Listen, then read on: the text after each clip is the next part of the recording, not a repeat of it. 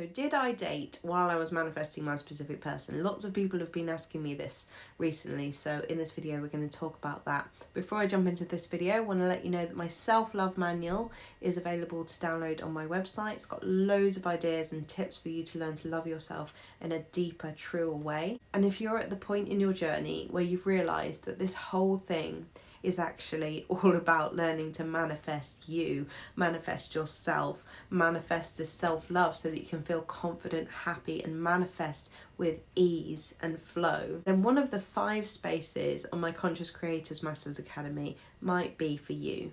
It's a space where you're going to learn how to embody the love that you're seeking on the outside and actually feel it from within. From this place, we manifest so much more easily and so much more freely because we're manifesting from who we truly are, our authenticity, our realness, our truth. Our desires naturally come to us when we're in a state of peace within ourselves. So if you'd like the space to learn how to become this version of you, the version of you that you actually are, underneath all of the blocks and the beliefs that might be holding you back, then send me a message, send me a direct message about where you're at on your journey, and I'd love to speak to you, maybe in a discovery call. We can talk about how the Conscious Creators Masters Academy can help you. Okay, so back to the question, did I date while I was manifesting my specific person?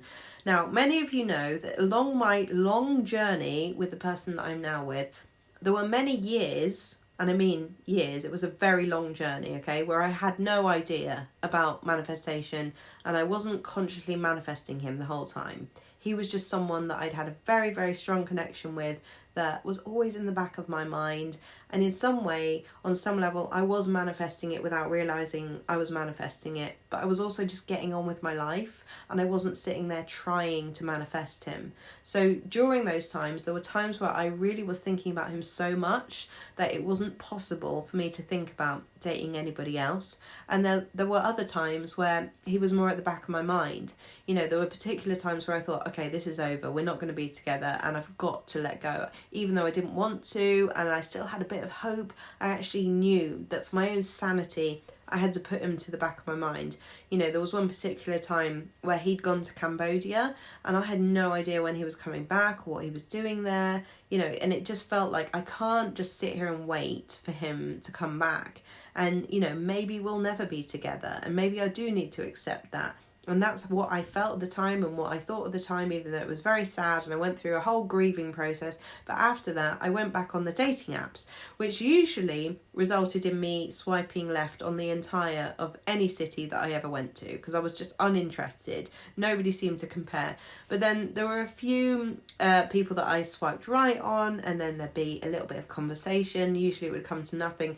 There was one person that I actually ended up in a relationship with for nearly 2 years. So that was a really good experience for me and I don't regret that at all. The thing about it was that I did feel like I was always 1 foot out of the door with him. I always felt like maybe if Johnny comes back, this is going to be really awkward and confusing and I'm not going to know what to do. And that was true, that was there. But at the same time, I didn't want to put my life on hold and didn't want to wait around for him to maybe come back, maybe not come back. So I was in this relationship and I actually learned really to love this person over time.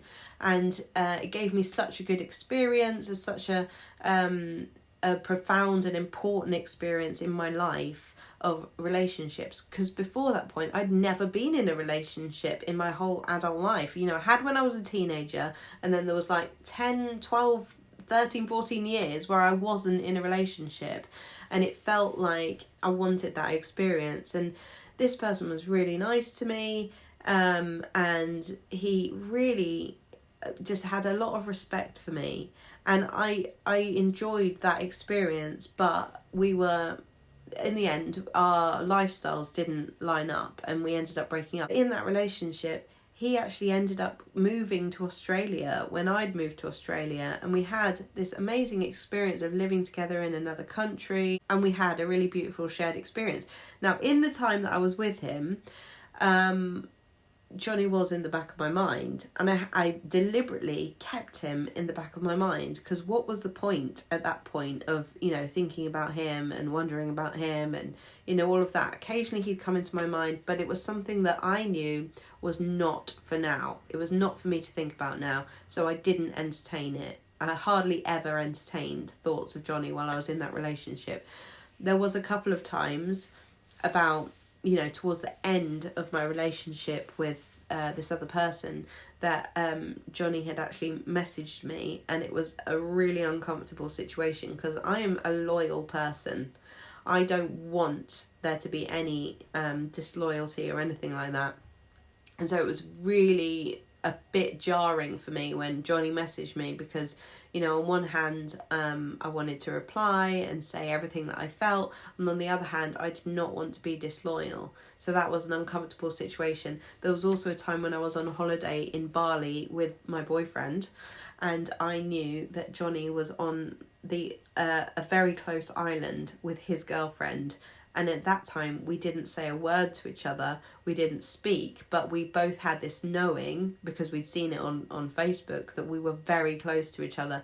And we actually passed paths on a boat and couldn't say anything, couldn't speak to each other, because we were with other people. And so that was crazy. And I'm glad that we didn't speak, because it wouldn't have been right. There was another time where I wasn't with anyone, and Johnny was with someone else, and we nearly met up in Thailand, and then I said, no, we can't meet up because you're with someone else. And it was basically like, there were times where he was with someone or I was with someone, and we never met during those times, even though we had near misses of opportunities to. If we were with someone else, it didn't happen. And that happened quite a few times. So there was that one relationship that was a 2-year relationship that I had. And then after that, there wasn't really that much. Although you know, when Johnny was at the back of my mind, I did, you know, go on dates with people. I flirted with people. I had little office affairs at work and stuff that were actually really fun, but never would have come to anything. And it was always just like a playful thing that never really meant anything. And that was, in some ways, at the time I thought it was good for my self-esteem, but looking back, it wasn't. It was actually me being in avoidance, and I was creating these really low vibe situations with people where it was a lot of chase, a lot of hot and cold, a lot of just a lot of toxic stuff was happening. But it was seemingly, at the time, it was fun. I thought it was fun, and then I was in despair, and then it was fun, and then it was awful. And all the while, I suppose Johnny was in the back of my mind. I used to do this thing where I used to line up everyone that I'd ever had a thing with, you know, my ex-boyfriend, and like little flings that I'd had, and near misses with other people, and then Johnny. And I think, if I had to choose one of these people, who would I really, really want to be with? Who would I actually really want to be with? And it was always him. It was always him. He made the most sense to me.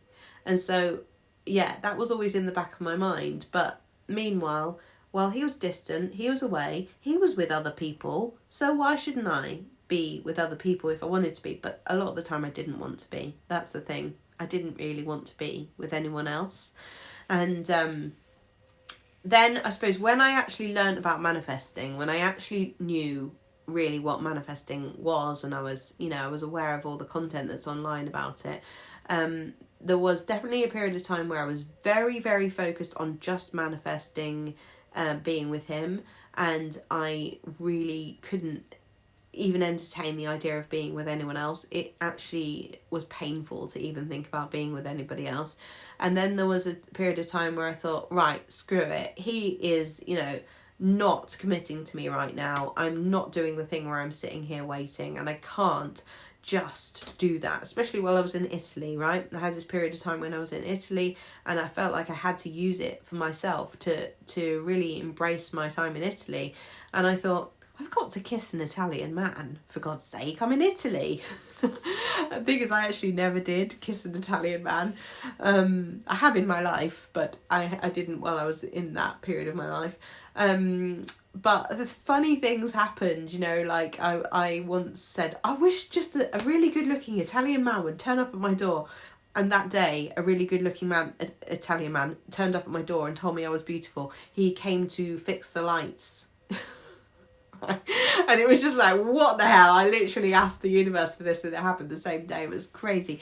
And fun things like that happened, but nothing ever came of it. And I didn't chase anything. And I did actually go on a few really boring dates, and they made me feel worse, to be honest. It made me feel like I missed Johnny more, and I didn't feel like I was doing anything wrong by going on dates. I didn't feel like I was messing anything up. I was just going with what I felt at the time. But mostly I felt like this is a bit pointless. I'm not interested in any of these people, and at the end of the day, I felt like I was going to be with Johnny, so what was the point? And, you know, I'm one of these people who can't really half-ass dating. I either do it or I don't, and I was not really doing it. I was sort of dipping my toe very slightly into the water to see what dating was like, and usually went, no, I don't want to do that. Apart from that one time where I had that boyfriend for a while, that was it. The fun thing was that as my self-love improved, I was getting more and more attention from men, and it was really fun. I really enjoyed it. I really enjoyed being called beautiful on the street in Italy. And I mean, that's kind of how they speak, so I didn't take it too seriously. But at the same time, I really embraced all of these nice messages that I was getting from people from my past, exes, other little flings that I'd had in the past, were just showing up on my phone and being like, hey, I just thought of you. And I was thinking, this is so funny. I'm just feeling really good about myself, and I'm getting all of these positive like affirmations and people coming in, new people coming in. And towards the end of my time in Italy, I saw very clearly that I was at a crossroads. I could either, you know, go and explore this relationship with Johnny. I knew that was a possibility and that was bound to happen, or I could choose a different path. And both options were available. And so I chose to do what my heart wanted to do. And I got to choose, right?